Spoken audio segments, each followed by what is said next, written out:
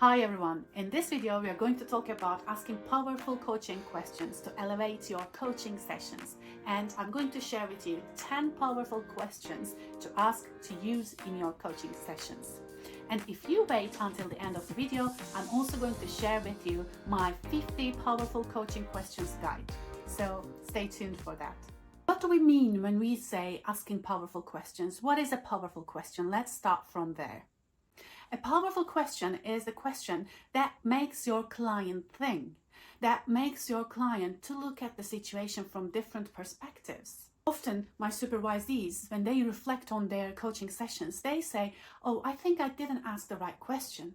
But actually, there is no such thing as the right question. There is only a powerful question or a less powerful question. So what makes a question powerful? A question that comes from curiosity. A question that is timely, a question that really shifts the energy in the session can be considered as a powerful question. You don't always have to create those aha moments in the sessions, but the power of the question can be recognized by the pauses or the silent moments in your coaching session. I know the silence can be a little bit uncomfortable at the beginning, but when you ask a question and your coachee is just taking a time to answer your question, it means that you are helping them to look at the situation from a different perspective, or you have asked a question that they have never thought about before. So this is a good thing. Other things that make a question powerful if it is challenging or not. So you might be asking some challenging questions to take your coachee out of their comfort zone. If they are feeling a little bit challenged, it is a good thing because coaching happens out of your comfort zone. Growth happens out of your comfort zone. And it is our responsibility as coaches to take our clients out of their comfort zones. We want them to think about different things. We want them to explore the things that they haven't explored yet, which is uncomfortable. Also, another thing that makes questions powerful is asking succinct questions. When you ask a question, don't try to explain your questions, because when you try to explain your questions, you are actually interfering with the coachee's thinking process. Don't try to make your questions smart. Use simple questions like, "What makes you think that?" Or "Tell me more," or "How do you feel about it?" All these questions are simple, yet they can be very powerful if they are relevant to the topic, if they are coming from pure curiosity and from a non-judgmental place. Oftentimes I get this question, "Oh, in coaching we shouldn't ask why questions, right?" Actually, that is somewhat true, but not fully true. You can still ask questions that starts with why. The important thing is not just about the word itself, but it is the attitude. The problem with the why question, most of the time when we are asked why, we try to justify ourselves. It is a problem if we feel like we are being judged. As long as our relationship has enough level of trust and rapport, doesn't matter if we ask the question why, or we formulate the question in a different way and ask what makes you think like that, or what are your reasons. So you can always ask for reasons without using the word why. But as I said, the most important thing is your attitude, because we don't want to ask questions from a judgmental space. The other principle of asking powerful questions is asking open-ended questions. So any question that starts with what, how, when is considered as open-ended questions. Any question that the answer is yes or no is a closed-ended question, and it closes the conversation. When you ask open-ended questions, you kind of open the doors for your coachee to express themselves fully. With that being said, there is also a reason and time to use closed-ended questions in coaching, such as to clarify something, to clarify your understanding, or sometimes to challenge your coachee. And now let's talk about the 10 powerful questions that you can use to elevate your coaching sessions. The first question is, what would it look like? You can replace the word "it" with the desired outcome or with the future state. This question helps your coachee to really think about their goal and what they want to achieve and how it looks like in real life. Let's say your coachee says, "I want to have a better relationship with my manager." You can follow up with a question like, "How does a better relationship with your manager look like?" Let's continue with question number 2. What is stopping you now?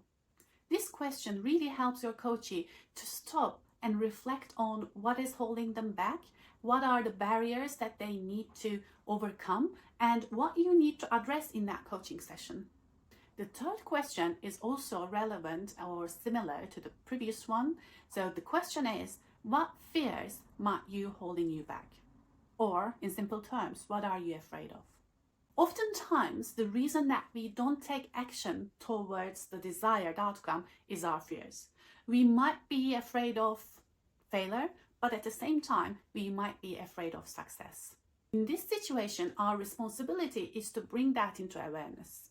We might be afraid of losing our security or safety, or maybe we might be afraid of damaging the relationship. Bringing these fears into awareness is not a problem. Sometimes you might be thinking like, oh, how am I going to manage this conversation? But again, remind yourselves that our coaches are resourceful and competent enough to deal with their emotions. Question number 4, what is it that you need to let go of? To implement new habits or to sustain a change, we need to let go of some of our limiting beliefs or some of our old habits or some things that are not serving us anymore. Without letting them go off, we can't replace them. That's why it's important to bring this into awareness. Question number 5, what are your assumptions? Or what are your assumptions about this? Or what are your assumptions about this person? When we say, oh, actually, I don't have any assumptions, that is not true. We need to be true to ourselves because it's against human biology. This is not how we're wired. Our brains create assumptions and beliefs to save energy and to grow and to learn. But those assumptions are most of the time not serving us. So we need to be aware of the assumptions that we make because they are not real. Which leads us to the next question. Number 6, what are your limiting beliefs? Our beliefs are slightly different than assumptions. We develop beliefs throughout our lives, and the beliefs are contextual. It is crucial to recognize which one of our beliefs really serve us and which one of them are limiting us. If we recognize our limiting beliefs, we can start changing them or kind of making adjustments to them. Question number 7. What is important about this topic for you? This is a question that will help you to start digging deep. Our clients bring that topic to the coaching session for a reason. And we need to understand what that reason is, because it is their why, it's their purpose. It tells us about who they are. It also tells them about who they want to become. The questions that address the meaning and the importance to the topic or the problem or the issue or the solution tells them who they want to become. We're not coaching the topic, we're coaching the human being. The ultimate purpose of coaching is to support the personal growth. When they look at themselves at a deeper level, they discover how they want to be. The next question, question number 8, is also linked with the previous question. What does that say about it? You can replace the it with your leadership, your parenting, your friendship, or how you want to be, etc. This is a question that also helps you to dig deeper. This is a question that addresses the who, the person in front of you. And this is a question, again, that will raise the awareness, that will evoke the awareness. The next question is about options. What would someone totally natural would say about it?